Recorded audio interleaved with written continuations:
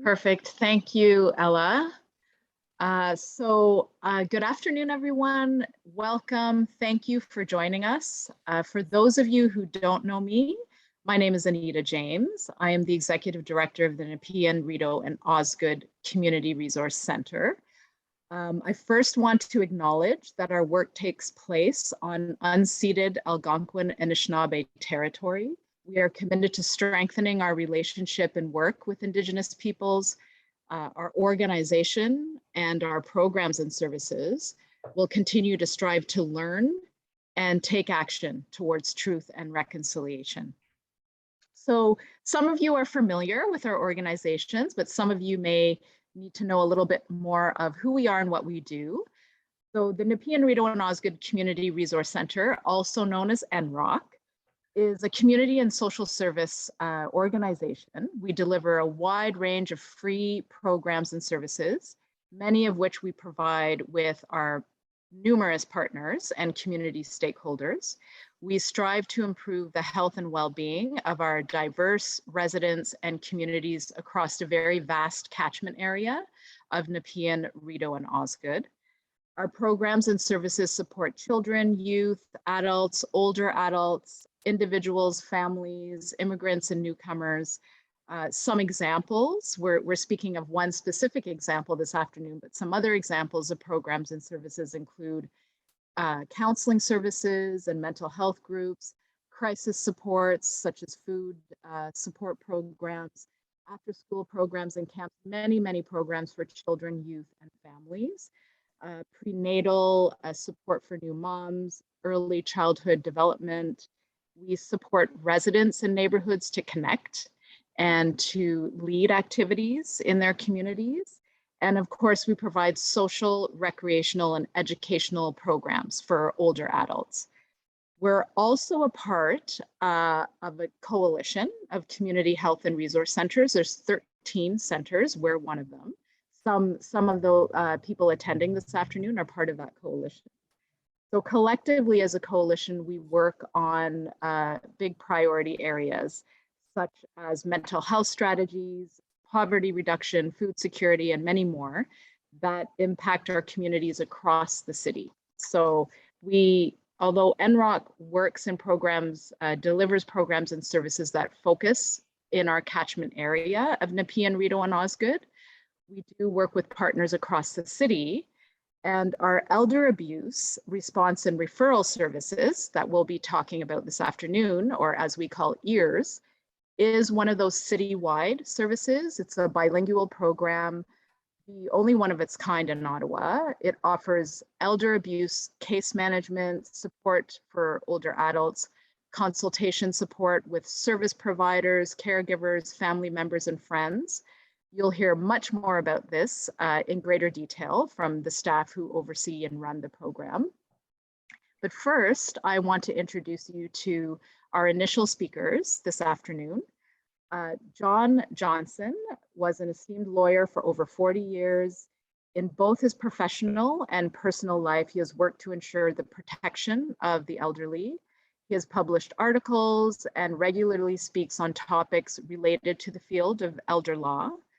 He has also been very active in the community as a volunteer in a number of organizations. One very relevant to this afternoon is he was the president of the Council on Aging of Ottawa, which many of you will know. Sabi Duthie was a former retirement home owner. She's now a consultant to support the development and operation of retirement homes and intergenerational living. She works with organizations, groups, and startups that service the older person. And she also helps to address social isolation for older adults by creating positive approaches to social engagement. We're really happy to have John and Sabi with us this afternoon. They also co-authored the book, Elder Abuse, You Have a Role to Play. This book provides a new approach to addressing the long-standing problem of elder abuse. So with that, I do want to pass it over to John and Sabi. I think John will be speaking first, and they'll later introduce our very committed staff who oversee and run our EARRS program that you'll be hearing more details about this afternoon. So once again, thank you very much for attending, and over to you, John. Thank you. Thank you very much. Oh, there's a big picture of me now. The reason I'm here is to provide support for the Elder Abuse Response and Referral Service, which is EARRS, and to the Nepean Rito Osgood Community Resource Center, which is NROC. Not here to sell books. The book we wrote is really just our platform. We don't have to explain to you so much. You can just read it in the book, and all the proceeds go to the cause and not to us. I've been retired now for 6 years, as was just said. I was president of the Council on Aging for a number of years, and then subsequently, when that ended, I went to Elder Abuse Prevention Ontario for another 6 years. I just believe that this is what I was meant to do when I chose not to practice law anymore. I was a trial lawyer, which is very stressful, and for over 40 years. And a large part of that stress was spending time in the courts protecting our senior citizens because of the terrible situations they found themselves in and the heartbreak that comes from the fact that the elder abuse was brought on by members of their own family. I would say the problem is simply this. Too often in my work as a lawyer, we were left cleaning up the mess, i.e. the damage that was caused by the elder abuse. In most cases, it takes the form of physical or mental abuse, and almost always is connected with financial abuse. That has already been done in so many cases, and the people have suffered greatly because their own lives have been upset by members of their own family. Did you know 91% of the incidences of elder abuse are brought on by members of family? And that is probably part of the second problem, which is that the reporting of elder abuse is absent in 7 out of 10 cases. In other words, 7 out of 10 cases are never reported. And it goes back to the issue of it being because of the family influences, embarrassments, and lack of desire to be in the public eye. The challenge is therefore for us to stop the damage at an early stage before the family is ruined by the abuser. Early intervention in the abuse will lead to the early resolution of the problem. We try to encourage the family and the community and the professionals who serve the senior citizens to learn what it looks like. What does it look like? What the elder abuse, what does it look like? And to report it when they see it or suspect it. No, don't bother reporting it. Well, sometimes you have to, but it's often too late. But the battle is often lost before the reporting has been made. Now, who are the real champions? Not lawyers. We just clean up other people's messes, and I'm I'm not sure I enjoyed it as much as I'm thinking I might now, having stopped doing it. The real champions are the social workers who receive the reports of abuse and put into effect the assistance that is required as soon as they become aware of it. This is very much the role of EARRS and ENROC, because they are those people. They need the support that the government does not provide. And this support just simply means money. We wish to get the community involved as soon as the abuse is suspected. Everybody has a role to play. The book that has been distributed tells you what abuse looks like and what to do about it in detail. Do not be afraid to report. I have never been penalized by a court or police department or even neighbors for having brought to rest the abuse. It's something that gives you a great deal of satisfaction to see the abuse just fold up and disappear because of your activity. The people who work for ENROC and EARRS have all of the tools to help accept the money. And they need this money to provide extra ground support for the senior citizens who are being abused. So, my friends, I wish to, I wish that you will keep them in your heart as I do. I wouldn't have it any other way. Thanks for listening. That's it.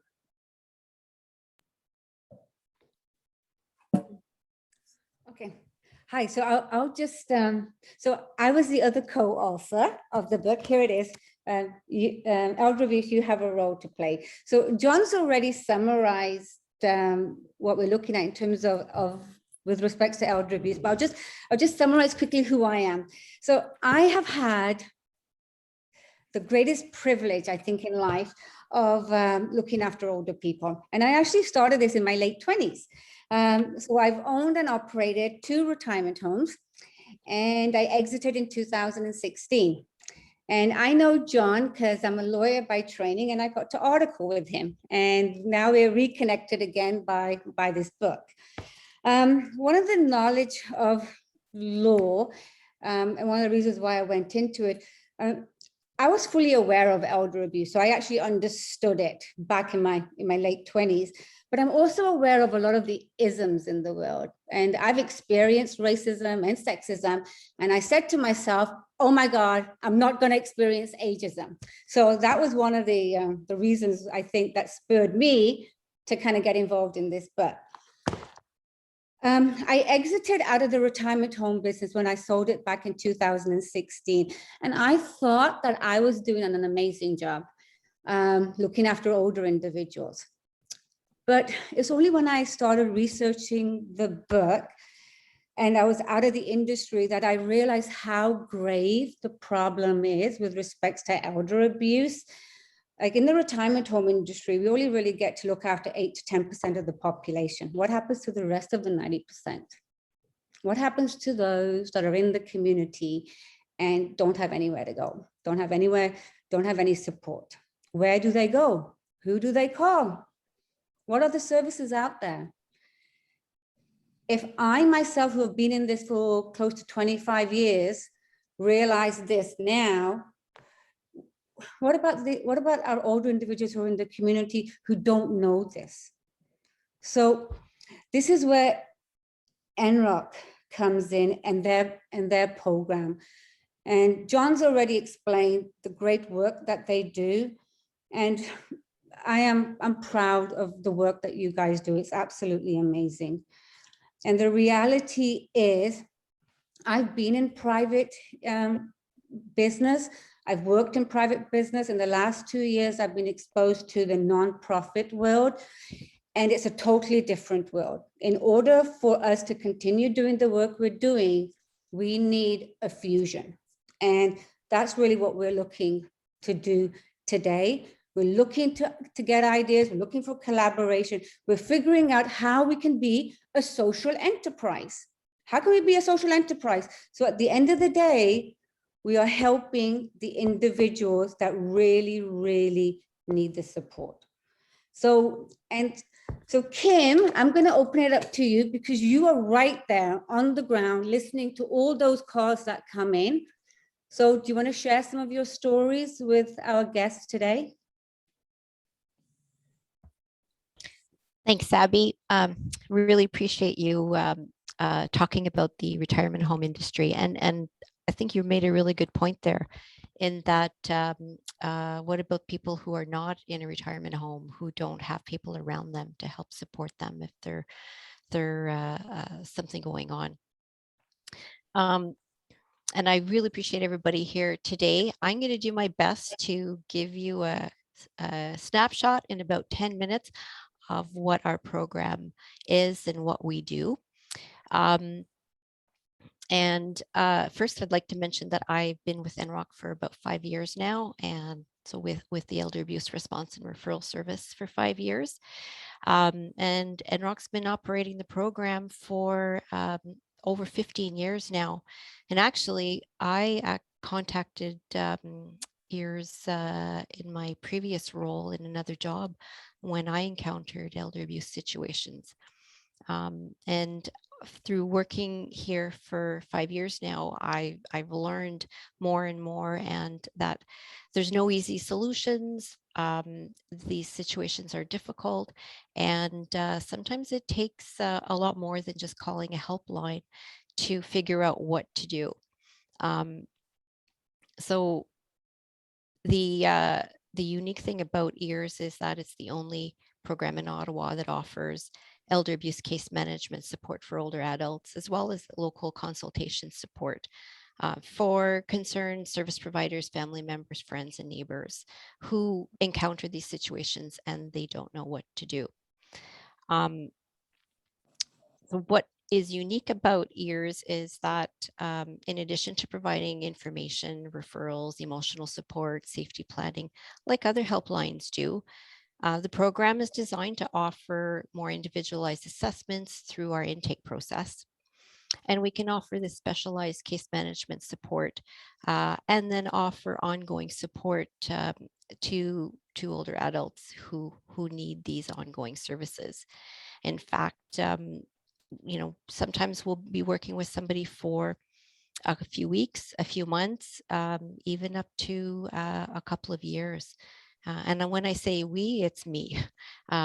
We are down to one staff member, and so you know we just sort of work with what we have. The other thing that I thought it was important for people to know was that how do we support older adults, or how do we help support service providers, family members, friends, neighbors who are calling us with situations. So one of the ways that we do that is to help older adults build up their support networks, or help their loved ones or service providers to do that. We also work collaboratively with the other service providers involved, or we connect with new service providers as needed.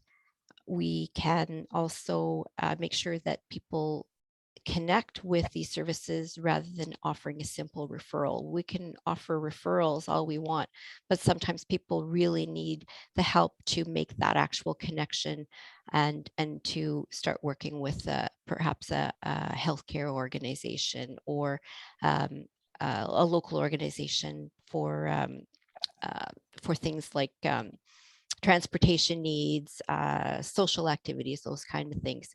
And of course, then we would help them on an ongoing basis with safety planning as needed.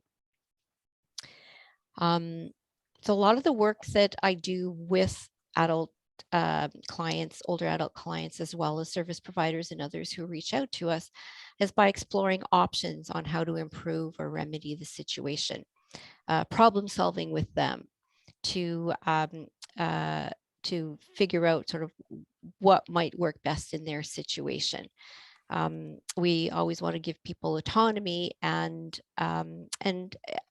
we're not solving the problems for them, but we can help them explore what may work, what may not, and who to talk to, and where to go elsewhere for other of their needs. Sometimes we need to do some advocacy work for people.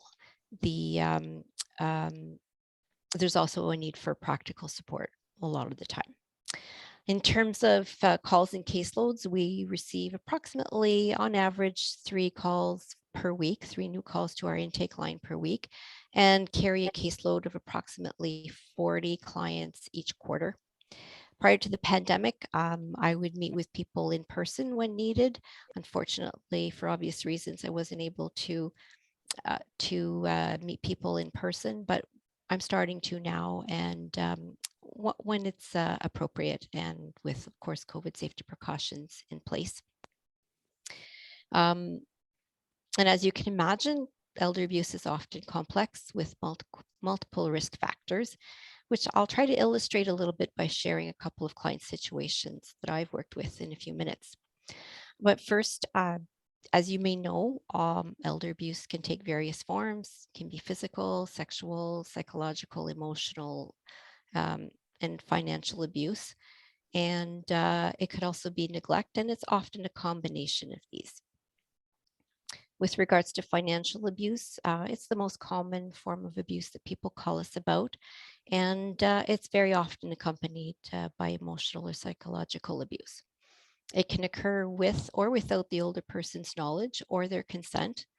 It's often an adult child or another close acquaintance who's causing the harm. It's also common for people involved in this situation to have a serious mental health condition or be suspected of having a serious mental health condition, maybe treated, maybe not, sometimes addiction issues, which adds to the complexity of the situation. So our callers are typically reaching out for guidance and support because the situation is escalated and they are not sure what to do at this point. I could offer multiple examples of situations people are calling about, but instead I'd like to share a recent situation that I've worked with to illustrate some of those complexities and the challenges and how we can actually improve a situation. A woman called EARRS a while back about her neighbor who was experiencing financial and emotional abuse by another tenant in the building. The neighbor who called EARRS had discovered that the abuser was walking her neighbor to the bank, and she was withdrawing money to pay for her rent and other necessities. At least that's what she had promised. But what happened was the neighbor who called us had discovered that the woman's phone and cable had been disconnected. She was really only eating 1 meal a day, and they discovered together that her rent was 4 months in arrears. So that neighbor rallied some of the other tenants in the building, and they helped to prepare some meals for this woman. As the case manager, I was able to work directly with the victim and her friend, and I successfully advocated for the landlord to delay applying to terminate the tenancy. And I explored some more suitable housing options with the client. And so with the EARRS support, the woman was able to pay her back rent with a income tax refund that she received. We applied for and were successful in having her moved into a supportive residential home that was subsidized by the city. And I helped her access support from the Ontario Public Guardian and Trustee to help manage her financial affairs, which she was clearly having some difficulty with. So with ongoing and collaborative efforts with the client, with the neighbor, with several other organizations involved, we had a lot of success in resolving this situation with the client and helping her find a safer place to live. We also receive a lot of calls about situations where there's neglect. And in my experience, neglect is usually unintentional. It can result in a decline of an older person's physical and mental well-being, sometimes with serious outcomes if it's not addressed. Many of the people who are calling us are concerned family members and service providers. We have, they may have minimal or no access at all to the older adult. And that's often due to a controlling family member or whoever is living with the person. They may be blocking or declining care services and isolating the older adult from other family members and friends.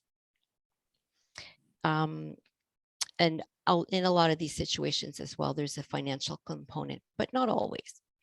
And again, to give you an idea of what kind of calls do come in, we had another caller a little while back who explained that she was very concerned about her ex-husband. She knew he had dementia, and their daughter was living with her father, and she was really struggling to care for him. And unfortunately, the daughter had previously cut ties with her mother and some of the siblings or the siblings. But when her daughter reached out to her for some help with the mortgage payments, she was able to step in and assist. But she did discover that her ex-husband's condition had declined significantly. His dementia had really advanced, and he was very isolated. He was sometimes left alone. His diet consisted of toast and pop. His teeth were visibly decaying. His mobility and his hygiene were really poor at this point, and the home was in disarray. And we talked a little bit about her daughter's situation, and she acknowledged that her daughter had struggled with mental health issues for many years, but she was never willing to seek any kind of treatment. In fact, she denied having any mental health challenges. But what was happening was she was very controlling, and because of her suspicious nature, she was letting the family in to help, but she was making it really difficult for them to arrange any kind of healthcare supports, which were really needed in the home. And she was putting up some roadblocks. So with guidance through EARRS, she had some success in convincing her daughter to continue to allow them to visit and to offer some care and to start arranging more healthcare into the home. She contacted a capacity assessor who also contacted me, and we discussed how to approach the situation, and a plan was developed. The family and the capacity assessor were able to complete an assessment, and an application was made to the public guardian trustee to step in and to make sure that they didn't lose the home. The caller said she was really relieved that they had some success with the capacity assessment intervention, because she was really struggling to maintain that contact with her daughter and to not push her to the point where she would cut them off completely. So she was still allowing the daughter was still allowing her mom and siblings to continue to help. And but the tensions had remained high. And in the end, she said that the one thing that they could all agree on that was keeping them connected was that they all wanted him to stay home, not go into long-term care, which was his wishes from the beginning, prior to getting really ill. So another situation where even just, call with a family member and looking at possibilities and problem solving, and a little bit of coaching on how to approach the situation made a big difference. Calls about physical abuse are not as frequent to our service, but they did increase in 2021. I'm sure you wouldn't be surprised about that. Many of these calls are coming from social workers, from the hospital, who are doing discharge planning, or care coordinators. And they're either asking for some guidance within the situation, or to refer a client, because the client who is potentially brought into the hospital with some injuries, or has experienced some injuries at home. If it's a situation where the client was in hospital and they're opting to go home and they potentially will be at further risk. The social workers are not able to follow these clients, so that they're looking for some assistance there. So in some of these instances, the clients are willing to work with me, and I can help develop safety planning and to stay in touch and work with them to help them explore some options. And in some cases, we've even been able to help them move into safer locations. In other instances, a consultation call is more appropriate or more necessary. And we explore our options with the caller to discuss how they can work with the older adult. So with some consistent staffing, we've been able to develop really good working relationships with multiple community organizations. And as a result, we've become fairly well known in the community as a resource. A lot of professionals, family members, friends, older adults who have contacted us have expressed their gratitude for the support that we offer. And they often comment that they were really unsure how to approach the situation, how to navigate the situation, who to call for help. And I would just add that it's really important to note that elder abuse cases differ in their complexities. But when people are calling EARRS, it's usually because it's pretty complicated. In most cases, we can find some ways to improve the situation. When I'm working directly with an older adult, we work toward achieving their goals.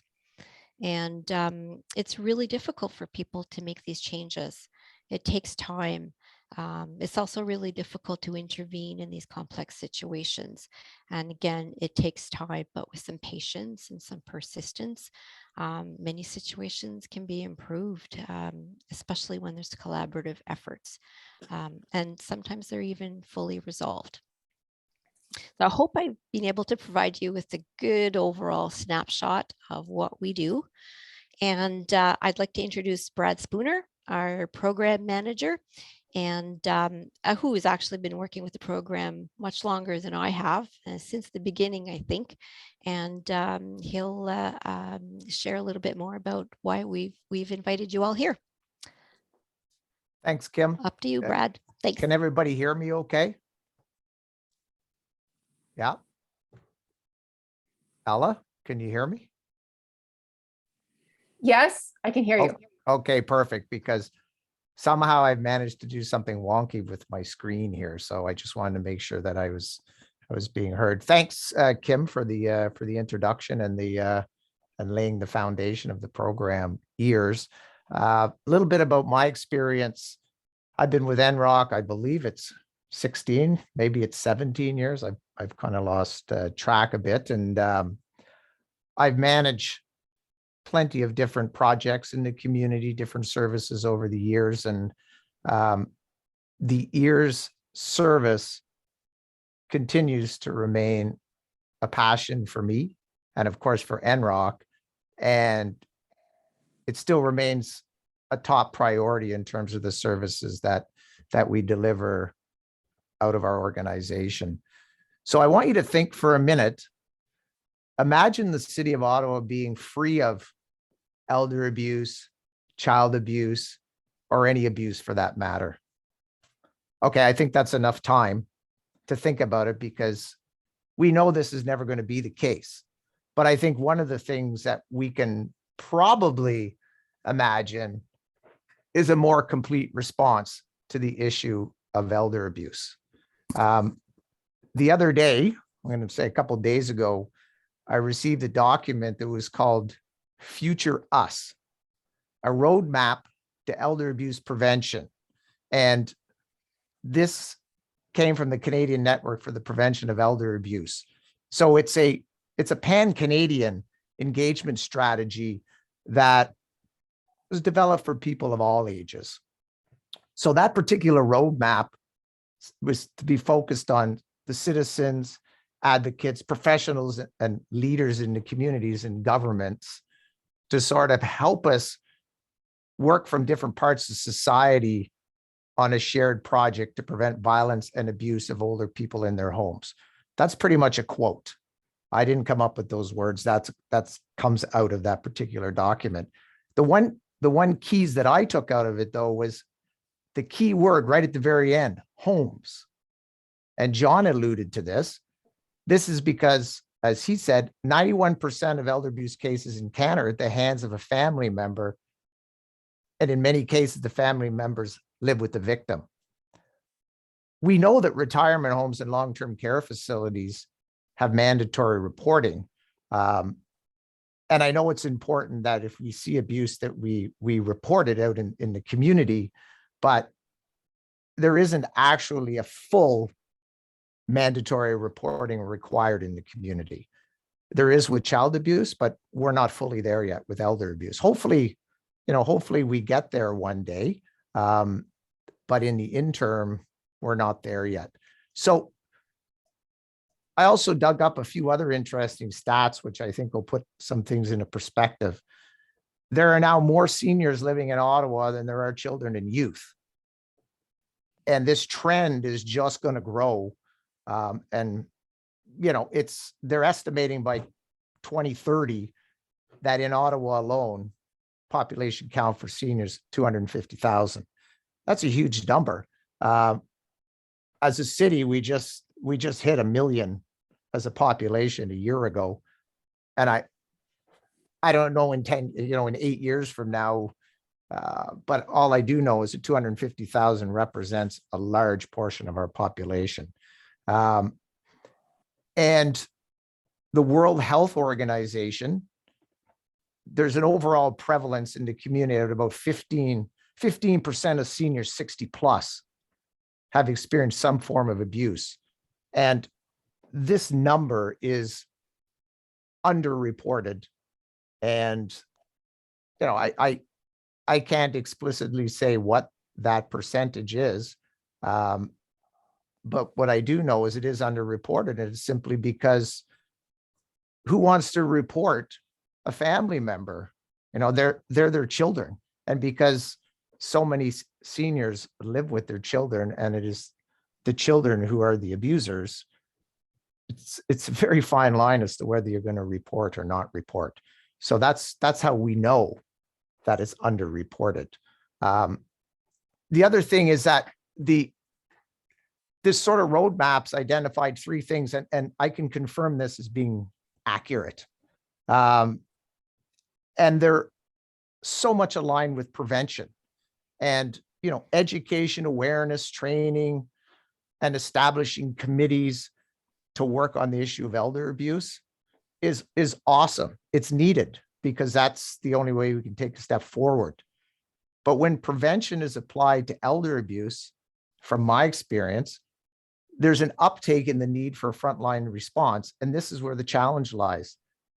The burden to deal with this increased incident falls on the shoulders of those who are already working in the sector. And I'm not talking about the elder abuse sector. I'm talking about the social worker sector, hospital staff, other professionals who are already committed to, other client issues, and they're already overburdened. So to add another layer of responsibility to them, very challenging. So really what's lacking, and it has been for as many years as I've been involved with this, is intervention. And this is exactly what our EARRS program does. We offer intervention, and we have a long history of doing intervention.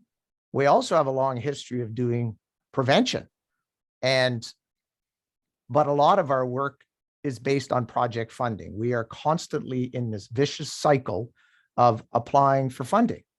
And it's like being in the stock market. One day, 1 year you're up, the next year you're down. And this isn't good for victims of abuse, simply because we can never have a sustainable, consistent response.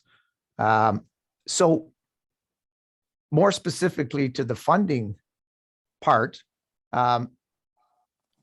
effective April 4th, which is pretty soon, we're going to be going from 35 hours a week, which is a full-time position, down to 21 hours per week.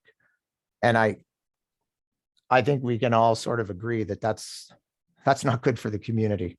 And last year, we supported about 170, I think it was 170 clients approximately. And that included the seniors themselves and other professionals, families, neighbors, friends who we responded to and worked with to resolve issues of elder abuse. So I can tell you for sure, it's simple math, 21 hours a week. Somebody's going to be the loser in that. And it's obviously going to be the people that, need our support the most. And I know Anita alluded to the fact we are the only dedicated social service agency in the city of Ottawa. Ottawa Police Service, they have a response, but they're not a social service agency. There are other organizations that certainly work on elder abuse issues, but it's not their mandate. So again, I go back to, we are the only mandated organization, well, not organization, service that supports victims of elder abuse. And,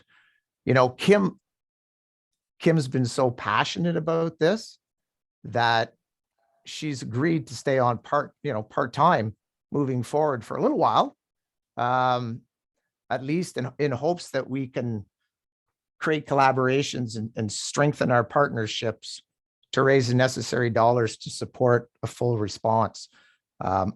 We have a vision.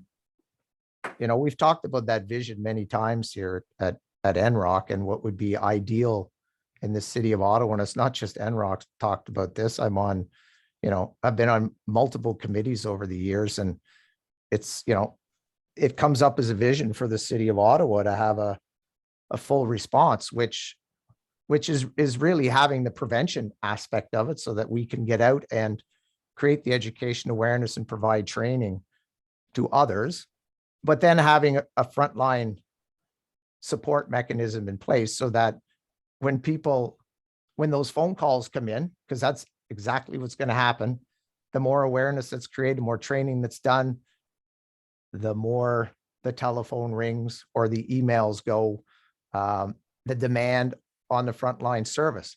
And that's the issue right now.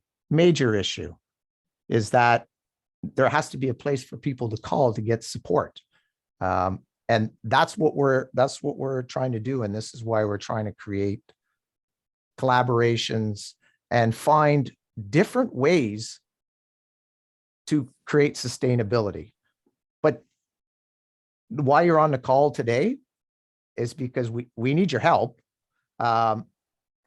And we're willing to entertain any thoughts and suggestions you have on this, but $69,000 is what we need to run this frontline response. And right now, we do have sustainable funding from the province of $36,000 a year. So that is sustainable. And we also have been successful in raising $12,000 to date. So that leaves us with $21,000 to try and raise so that we can provide this full-time service for 22, 23 and beyond. I mean, the goal is to try and get partners who will come back year after year and support this, because that will create the sustainability. And so those are, that's really why we brought you together, was to hear about our program, put a shout out to the community to support. And there's a few ways that this can be done, obviously, donations, sponsorships. We're open to other suggestions like third-party event fundraisers, different campaigns.